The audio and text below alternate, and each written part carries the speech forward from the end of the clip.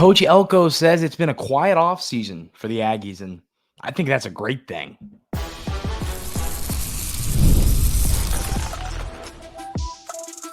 You are Locked On Aggies, your daily podcast on the Texas A&M Aggies, part of the Locked On Podcast Network, your team every day. Welcome on into Locked On Aggies. I'm your host, Andrew Stefaniak. Thanks for making Locked On Aggies your first listen every single day. Today's episode is brought to you by FanDuel. Make every moment more as playoffs wind down, the sports stop sporting like we want them to. But this summer, FanDuel is hooking up all customers with a boost or a bonus daily. That's right. There's something for everyone every day all summer long. Visit FanDuel.com to get started. So, at SEC Media Days, we heard Coach Elko continually talk about this quiet off-season thing. And I kind of had the weekend to sit and think on this. And I really am behind what he's talking about. So let's read some of these quotes. He said, I'm most proud of the fact that it's been a quiet off-season. I think we talked a lot about just going to work, improving and enhancing our program. I think we've been able to do that. I think when you're not hearing about programs in April, May, June, it's usually a good thing. And then we heard Trey Zunin say this: we're working in silence. We're going to get our work done. We're going to grind every single day. We don't need to talk about it. So yeah, that's from Trey Zunin. And to kind of expand on this, what I like about how this offseason's gone, and it's been an interesting one. You get rid of Coach Fisher, you pretty much flip this entire roster, go get a whole bunch of new players, and obviously a new head coach, and it's been interesting. But I think when he says offseason, I don't think we know this. He's talking more about the fact that it has been a quiet last 3 or 4 months. And, I think Coach Elko makes a really good point.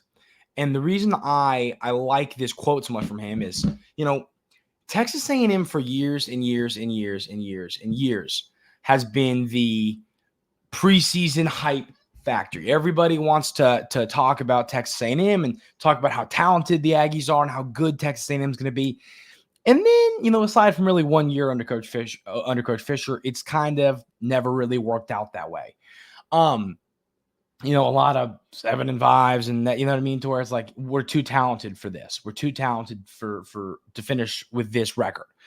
And I think this year, and we're going to talk about where the Aggies were ranked by the media at the SEC Media Days. We'll talk about that in segment 2. And it applies to this conversation a little bit because I think that they're not too high. They're not too low on the Aggies. And I think that is a really good thing. And that's what Coach Elko is talking about when he says quiet offseason. I think this offseason has been one that we've seen a lot happen, but then there hasn't been a lot of, nobody's been getting in trouble. There's, stuff like that. That's part of a non-quiet offseason is when your program's not in a good spot with that kind of stuff, in a pretty good spot there. And then you talk about just the flat out fact that this team isn't overhyped this year. And I kind of like that. If the Aggies end up being as good, the only person that's potentially overhyping the Aggies is me. I'm kidding. But not a lot of people. I talk to people, other Locked On hosts, just buddies, non-media people, about what is going on with Texas A&M. And a lot of people are like, they don't know a lot about what's going on in Texas A&M because it's been quiet. And I really do like it, ladies and gentlemen, because I think Texas A&M is going to be better than people think. But I don't know if heading into the first few games of the season, they're not going to be that team that it's like, oh man, here comes the top 5 Aggies. It's not going to be like that. Now, if you beat Notre Dame week 1, then that's going to change a little bit because people are going to obviously get behind it if you beat Notre Dame. But, when I look at this, I like the fact that this team isn't overhyped. And I'll do a video or shows here and there where the Aggies were ranked here and it's way too low. And then people will comment, which I agree. They'll comment and say, Andrew, we kind of like it. We kind of like it. The Aggies are ranked 12th on this list. Maybe they should be higher, but we like it because you don't have that preseason hype that we have seen for years and years and years and years. And I think that's going to be a positive thing for this football program.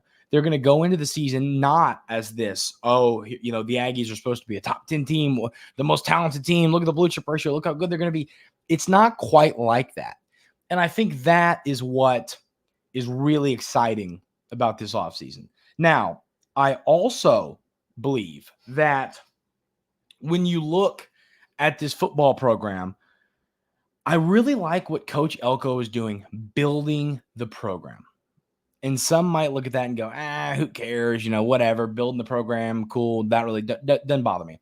And I get that, and that's fair. It's not like the most exciting thing in the world to talk about, hey, the program's being built in the right direction. But with any organization, whether it's a workplace, a school, a football program, whatever, anything that is, you have a lot of people that need to work together for a common goal, you have to have solid leadership at the top. And I think Coach Elko is proving to be an all-around great leader. I think he's building his program the right way. I think he is developing great players on the field and great players off the field as, just flat out good human beings. So, ladies and gentlemen, once again, I just think the Coach Elko era thus far, what we have seen, you can't not be excited about it. I talked about it, how when Coach Elko was hired, my concern was the recruiting. Well, last time I checked, the recruiting class was 7th. It might have moved up or down a spot, probably down, if anything, down a spot. But point is, I was not expecting this. I knew Coach Elko, when it comes to X's and O's, was going to be elite. But could he recruit? And he's proven that. He's just a likable guy. I think he's doing a great job building this program the right way. And I do think that's going to lead to wins. Some might say, well, whatever. I think that's going to lead to victories for the Aggies. The way Coach Elko is building this, the way he conducts himself, I think everything he's doing and he's done so far is putting this program in a really good position to win some football games. So, I mean, I think of everything Coach Elko said at SEC Media Days, this quote was the one, and it's funny, I didn't talk about it a ton on Friday because I really wanted to kind of sit and unpack my thoughts on what does he really mean? How do I feel about this?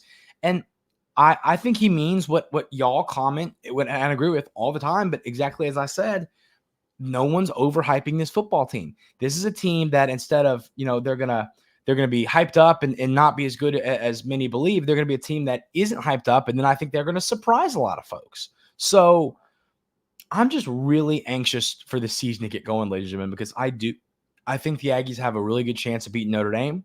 I think Texas A&M has a really good chance of winning 9 football games. I've said that. I've stood by that. I believe that.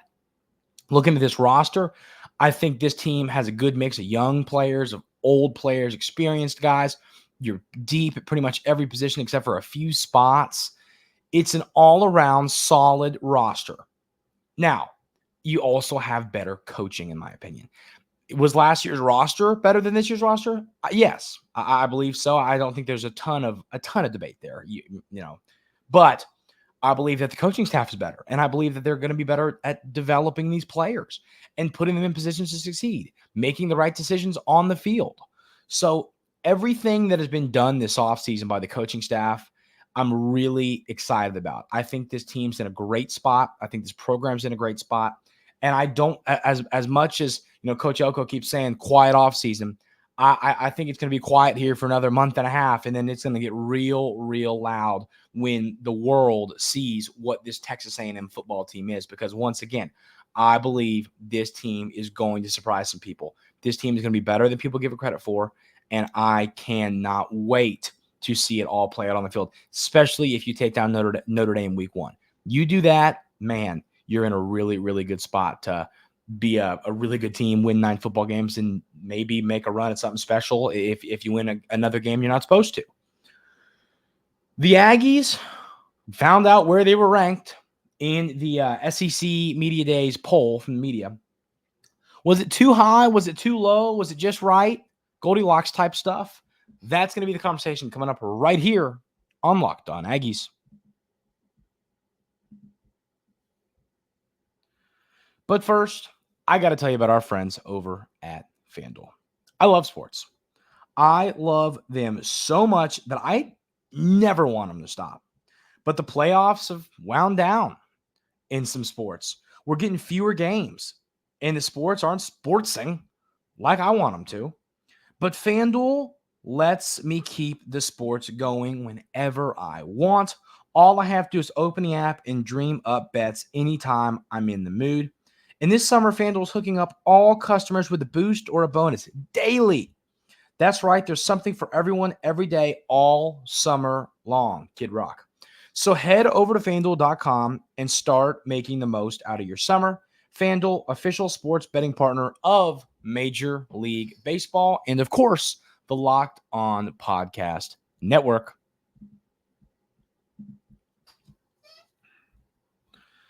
So, where were the Aggies ranked in this list? I can tell you my opinion on this, and I want to count again because I want to make sure I counted right where they were actually ranked. It'd be really funny if I was like, they're here.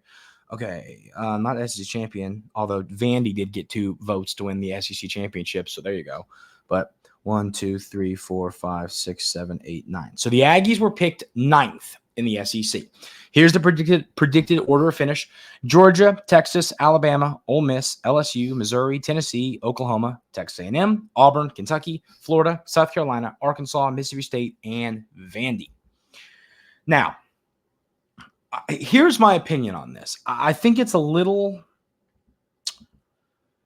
interesting to me because I think that you all are going to disagree with what I have to say. You know, a lot of times, y'all know me, I'm whether I'm really negative or really positive, I'm going to let you know about it. I'm going to sell you on my take. And I think this is a fair spot for the Aggies to be ranked. I think there's a couple teams that if I would have seen them ranked ahead of Texas A&M, I'd have been upset about it. To me, those teams were the 3 or 4 right behind you: Kentucky, Auburn, Florida, and South Carolina.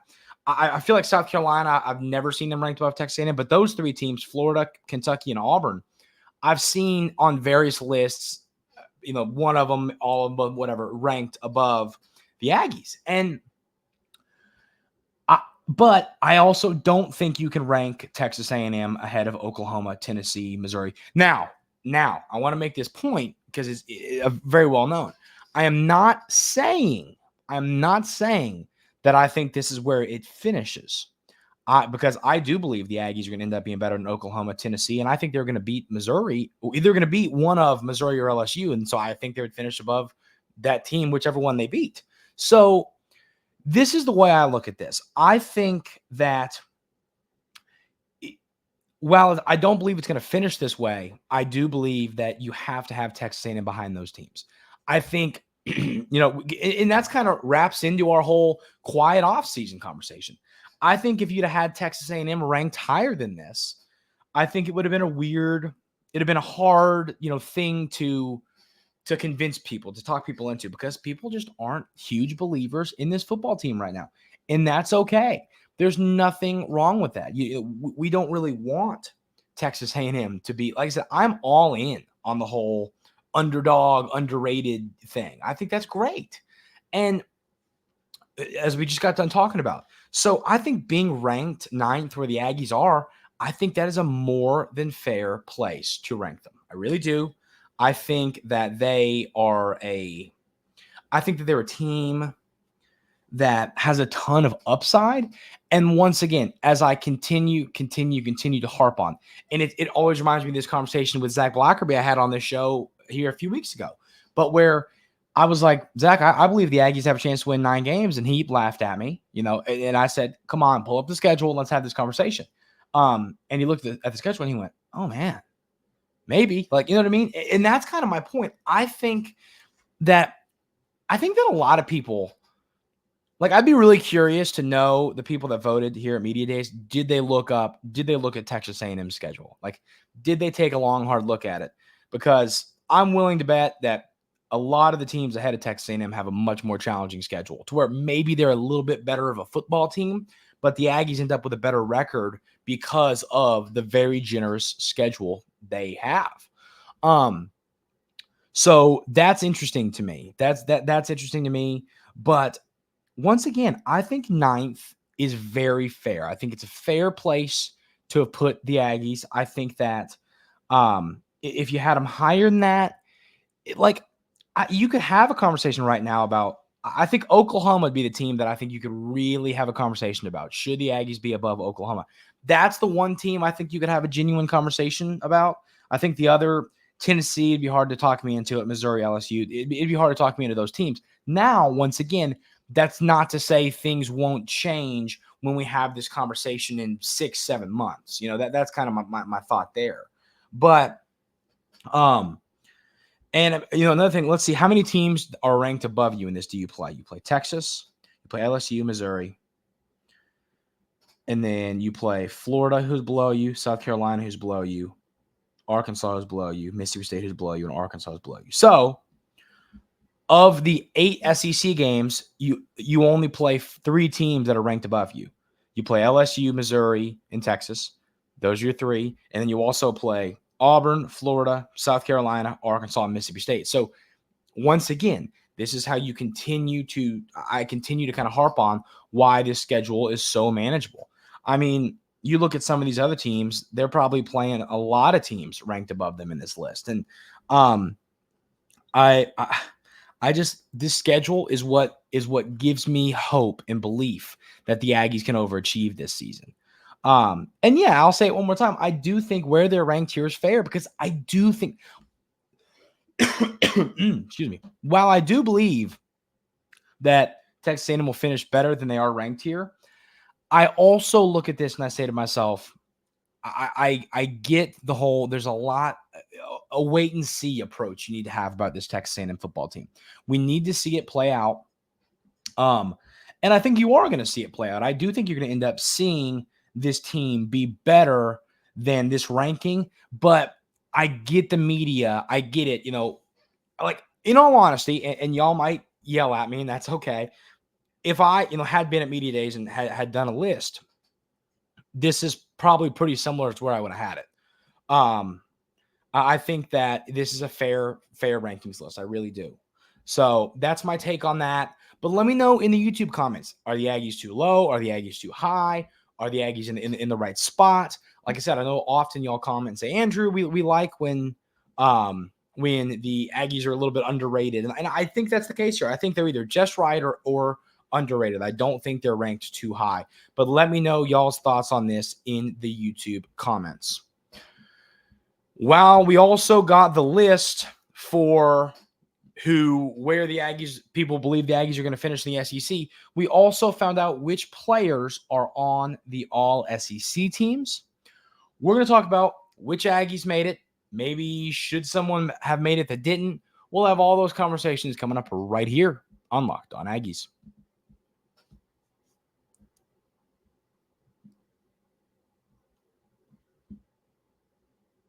So looking at the all SEC teams, when you look at this, you got 3 Aggies on there.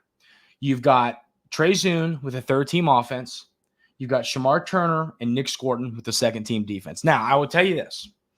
I can live with the fact that Nick Scorton was on the 2nd team. He will not be on the 2nd team when everything is said and done.